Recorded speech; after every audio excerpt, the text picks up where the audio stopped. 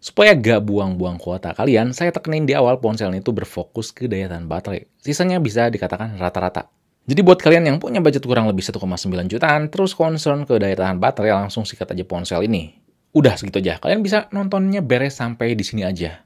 Tapi kalau misalkan kalian penasaran rata-ratanya tuh gimana di ponsel ini, kalian bisa nonton sampai beres ya. Kayak di sini Fadil, langsung aja kita review si Samsung Galaxy M12.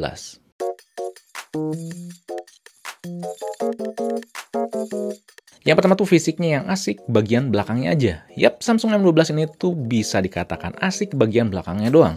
Dikasih tekstur garis-garis yang sekilas kayak koper. Ini beneran tekstur ya, bukan cuman motif doang.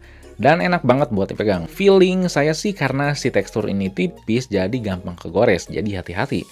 Kalau tampilan depannya ya biasa aja lah, nggak ada yang spesial. Jadi di sini tuh Samsung sebisa mungkin nyajiin ponsel yang emang nyaman buat dipegang aja. Cukup solid untuk plastik ya, tombolnya kliki dan lumayan berat. Yang paling berpengaruh secara kasat mata dan genggaman tangan ini ya cuma bagian belakangnya yang tadi dibahas. Jangan berharap ya desain yang oke ya secara keseluruhan. Kalau di kisaran kurang lebih harga segini, kalau misalkan Samsung, tetap sih Samsung Galaxy A12 yang saya suka. Selanjutnya layar PLS. Nah, layar ini tuh bikin daya tahan baterai si Samsung Galaxy M12 ini lebih lama ya. Pertama karena resolusinya tuh rendah, kedua PLS ini tuh punya konsumsi daya yang lebih rendah dibandingkan IPS seperti biasanya. Tentunya harus mengorbankan beberapa hal. Selain gambarnya kurang tajam, warna yang ditampilin tuh cenderung kayak ada lapisan warna putihnya. Emang nggak ganggu, cuma kalau kalian concern ke masalah resolusi tajam dan warna yang nonjok, masih ada Poco M3 atau Redmi 9T. Untungnya masalah penggunaan tuh nyaman ya, karena layarnya udah dukung 90 Hz.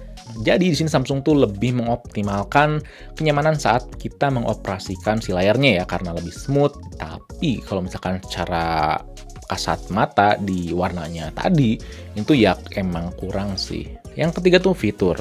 Karena di sini ditenagai sama One UI Core, tentunya fitur yang ada di dalamnya tuh standar banget. Nggak ada yang aneh-aneh dan unik ya. Paling dual messenger, terus buat penampilan ada Edge Panel. Yang agak sepele yang harus ada tuh menurut saya sampai saat video itu dibuat nggak ada fitur screen recording. Jadi kita harus pakai aplikasi pihak ketiga kalau misalkan kita mau ngerekam apapun yang ada di layar. Ini tuh dibuat seminimal mungkin biar kinerja ponselnya tuh nggak terlalu berat. Dan tentunya ngaruh juga ke daya tahan baterainya nanti. Yang agak spesial kini si seri M yang punya harga 1 jutaan ini punya sistem keamanan Knox. Keamanan ini tuh berguna banget ya buat perlindungan data dan privasi kita. Walaupun sebenarnya ya agak disayangin di sini nggak ada implementasi keamanan Knox kayak sistem seri A lain. Yaitu misalnya di aplikasi Secure Folder. Di sini nggak ada. Jadi di sini Knox tuh hadir untuk keamanan aja ya, nggak lebih. Dan tentunya juga kalian jangan mengharapkan ada NFC ya di sini. Yang selanjutnya tuh performa. Karena fitur yang ada tuh dibuat minimalis ya, baik itu fitur secara fungsionalitas maupun penampilan, jadi performa kesehariannya tuh cukup oke. Buat di harganya ya. Walaupun ini pakai chipset yang dibuat Samsung itu untuk memfokuskan daya tahan baterai, Samsung mengemas chipset ini dengan perpaduan software yang cukup baik. Nggak bisa dikatakan gesit banget ya, nggak juga bisa dikatakan lemot, standar aja. Urusan kalau main game tentunya udah bisa. Saya coba main PUBG M dengan settingan Smooth Ultra, main selama 20 menit ya, pakai WiFi, kecerahan 75% dan volume 50%, baterainya terkuras 5% aja. Pengalaman pemakaiannya cukup nyaman, tentunya sesekali ada lag tapi gak intens. Yang lebih saya suka di ponsel ini tuh lebih pandai ya dalam mempertahankan suhu biar performanya tuh lebih terjaga.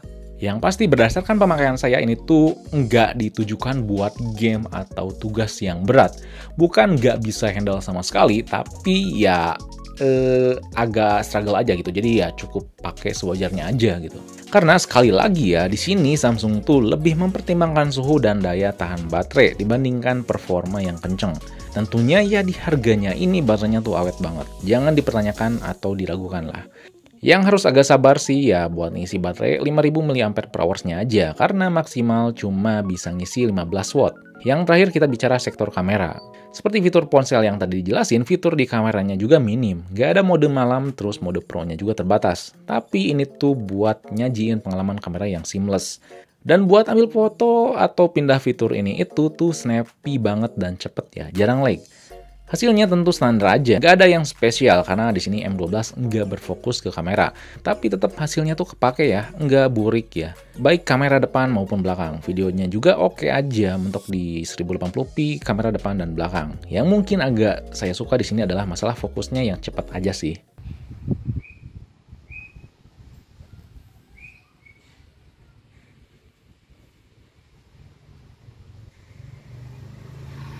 Ini perekaman videonya 1080p ya, 30 fps. Emang ya standar ponsel 2 juta lah. Cuman nih yang saya suka si warnanya enggak terlalu lebay ya, si mukanya enggak terlalu diperhalus, detailnya cukup oke. Dan ya gak lebay lah si detailnya enggak dipertajam ya. Kalau misalkan dipakai jalan dan kayaknya saya lebih suka kamera video dengan kamera video depan dibanding belakang.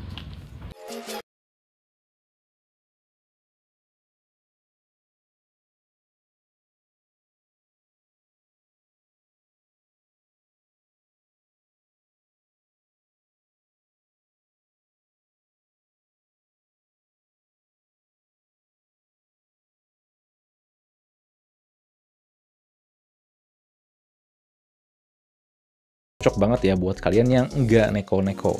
Nggak banyak fitur yang menarik seperti kompetitornya, namun fitur yang ada ini tuh dibuat maksimal. Nggak ganggu performa keseharian dan baterai yang dimilikinya. Apalagi baterainya tuh awet banget di harganya. Sekali lagi di harganya ini tuh cocok banget buat kalian yang lebih mementingkan daya tahan baterai ya dibandingkan performa. Tapi kalian bisa tetap menikmati pemakaian Samsung yang asik dan tetap bisa menikmati fitur-fitur Samsung yang esensial ya. Nggak banyak fitur, tapi tetap oke. Kalau kalian lebih mempertimbangkan kualitas warna yang lebih tajam, resolusi lebih tinggi, kalian bisa pilih Poco M3 atau Redmi 9T. Di situ juga kalian bisa menikmati build quality body itu yang lebih apik menurut saya dan lebih kokoh sih. Di Poco M3 atau Redmi 9T juga kalian bisa lebih menikmati fitur yang lebih beragam dibandingkan di Samsung Galaxy M12 ini. Tapi di dua ponsel tersebut kalian nggak bisa menikmati pengalaman ponsel sesmooth Samsung Galaxy M12 ini. Oke, jadi itu saja ya review Samsung Galaxy M12. Kalau misalkan ada hal yang ingin tanyakan, kalian bisa tulis komen di bawah. Dan jangan lupa juga buat like, share, subscribe Fix Me biar gak ketinggalan video berikutnya. Oke, di sini Fadil, peace out.